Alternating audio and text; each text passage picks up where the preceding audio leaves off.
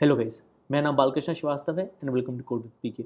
सो इस वीडियो में हम एक पाइथन प्रोग्राम लिखेंगे to find the frequency of integers in a list of integers.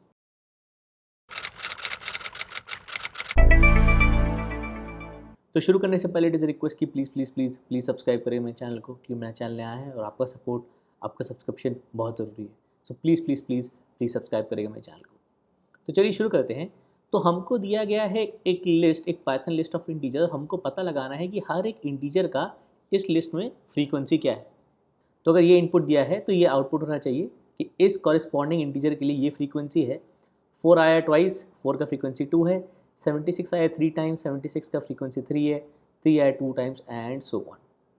Okay, so in frequencies का टोटल हो गया 5, 7, 9, 10, 11। तो 11 integers in this list. Okay, similarly दूसरा एग्जाम्पल है।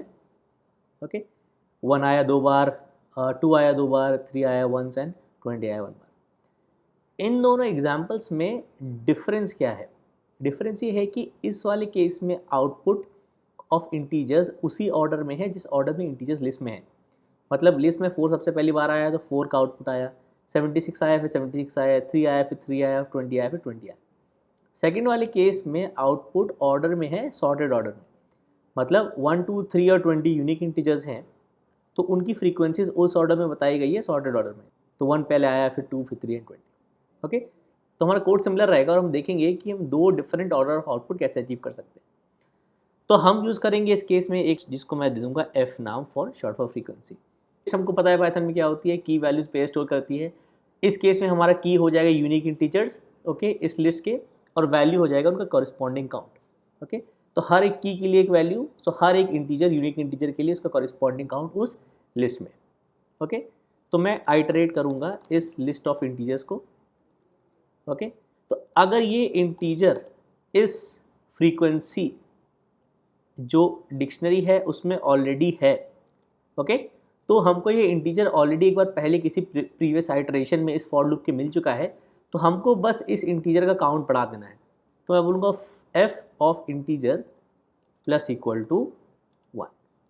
ओके, एल्स मतलब ये इंटीजर जो है इस फ्रीक्वेंसी डिक्शनरी एफ में नहीं है, मतलब ये एज अ की इस डिक्शनरी में अवेलेबल नहीं है, मतलब हमको ये वाला इंटीजर पहली बार मिला, तो हम इस इंटीजर को इस डिक्शनरी में एज अ की ऐड कर देंगे विद वैल्यू 1। तो इस फॉर लूप के बाद इस डिक्शनरी में आपके पास आ जाएंगे की वैल्यू पेयर्स, जहाँ की एक यूनिक इंटीजर है और वैल्यू इस यूनिक इंटीजर का कॉरेस्पॉन्डिंग काउंट है। ओके, अब प्रिंट कराना है। तो प्रिंट कराने के लिए हम देख रहे हैं कि एक फॉर्मेटेड आउटपुट है नीट कॉलम्स में। ओके, तो इस स्पेस को हम 10 मान लेते हैं। ठीक है, तो हमको प्रिंट कराना है सबसे पहले हेडर, तो मैं बोलूँगा प्रिंट %-10s स्पेस %-10s, और दो स्ट्रिंग्स डालने हैं, इंटीजर और फ्रीक्वेंसी। ओके, ये कहने का मतलब है आप %s होता है बेसिकली फॉर्मेट स्पेसिफायर, ये सी प्रोग्रामिंग से लिया गया है। तो सी प्रोग्रामिंग में प्रिंट कराने के लिए %s यूज़ करते हैं, और -10 मतलब 10 स्पेसेस लेफ्ट अलाइंड। अगर ये 10 होता सिर्फ तो 10 स्पेसेस राइट अलाइंड होता, ये भी करके दिखाऊंगा। ओके, तो बेसिकली ये स्ट्रिंग प्रिंट करना है 10 स्पेसेस लेफ्ट अलाइंड, ये स्ट्रिंग प्रिंट करना है 10 स्पेसेस लेफ्ट अलाइंड, और ये दो स्ट्रिंग दिए गए हैं। ओके, तो जस्ट इस एक फंक्शन को कॉल करके दिखाता हूँ मैं, प्रिंट फ्रीक्वेंसी इंटीजर्स। ओके, तो इसको मैं चला के दिखाता हूँ। तो अभी ये डिक्शनरी तो क्रिएट हो रही है, लेकिन हम प्रिंट सिर्फ ये दो स्ट्रिंग्स कर रहे हैं, तो मैं इसको प्रिंट कराऊंगा। ओके, अगर इसको %10 कर देते हैं और %10 कर देते हैं, तो देखिएगा 10 spaces right aligned. Okay, 10 spaces में ये प्रिंट हुआ, और इस 10 स्पेसेस में ये वाला स्ट्रिंग जो इंटीजर है वो राइट अलाइंड है। सिमिलरली 10 स्पेसेस में ये फ्रीक्वेंसी प्रिंट हुआ, और ये फ्रीक्वेंसी उस 10 स्पेसेस में राइट अलाइंड है। तो हम इसको वापस माइनस कर देंगे। ओके, तो हमको क्या कराना है, अब हमको प्रिंट कराना है हर एक इंटीजर और उसका फ्रीक्वेंसी। सो बेसिकली इस डिक्शनरी को आइटरेट करना है और हर एक की और उसका कॉरस्पॉन्डिंग वैल्यू प्रिंट कराना है। तो फॉर इंटीजर इन एफ होगा, इस बार हम सेम प्रिंट कराएंगे। ओके, लेकिन %d लेंगे। तो अगेन %d फॉर्मेट स्पेसिफायर है इंटीजर के लिए, जैसे मैंने बताया %s और %d ये सी प्रोग्रामिंग से लिया गया। इस केस में प्रिंट कराना है इंटीजर और इसका कॉरिस्पॉन्डिंग फ्रीक्वेंसी जो होगा f ऑफ इंटीजर। ओके, तो ये की हो गई जो हम पिकअप कर रहे हैं हर एक आइटरेशन में, और उसका कॉरिस्पॉन्डिंग वैल्यू। ओके, तो अब चलाते हैं इसको। तो ये हो गया हमारा आउटपुट।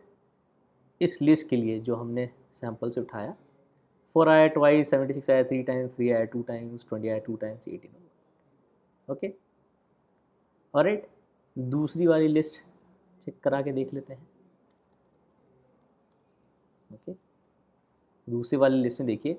ओके, तो मैंने एग्जांपल ये बताया था कि इसमें आउटपुट है ऑर्डर ऑफ सॉर्टेड ऑर्डर में, और अभी हम प्रिंट कर रहे हैं unique integers in original order of appearance, मतलब 20 सबसे पहले आए लिस्ट में, फिर 1 फिर 2। ओके, सो उसी ऑर्डर में। अगर आपको कीज़ मतलब यूनिक इंटीजर्स सॉर्टेड ऑर्डर में चाहिए तो बस कीज़ को सॉर्ट कर दीजिए। तो आप बोलेंगे for integer in sorted F dot keys. Okay, F की सारी कीज़ ली, उनको सॉर्ट कर दिया। तो आप उनको सॉर्ट करेंगे तो कोई डुप्लीकेट्स नहीं आएगा, बस ऑर्डर चेंज हो जाएगा। ओके, तो आप चलाते हैं। ओके, तो देखिए अब सॉर्टेड ऑर्डर में आ रहा है 1 2 3 20। अगर इस लाइन को कमेंट कर दें तो पहली वाली लिस्ट चल जाएगी। तो 3 4 18 20 76 एंड 98। ऑलराइट, और कॉरेस्पॉन्डिंग फ्रीक्वेंसी सेम है। ओके, 3 आया ट्वाइस, 4 आया ट्वाइस, 18 आया वंस, 20 आया ट्वाइस, 98 आया वंस, 76 आया थ्राइस। ओके, सो ये था इस प्रॉब्लम का सोल्यूशन एंड आई होप ये हेल्पफुल था। तो अगर आपको इस प्रॉब्लम में कोई डाउट हो, कुछ समझ में नहीं आया तो प्लीज़ कमेंट से मेंशन करिएगा। मैं हमेशा कोशिश करता हूँ आपके कमेंट्स का रिप्लाई करूँ। सो कमेंट्स में बताइएगा आपको कैसा लगा, और आप हमेशा मुझे बता सकते हैं कि अगर आप मुझसे क्वेश्चन सॉल्व करना चाहते हैं या फिर कोई कॉन्सेप्ट डिस्कस करना चाहते हैं। Thank you.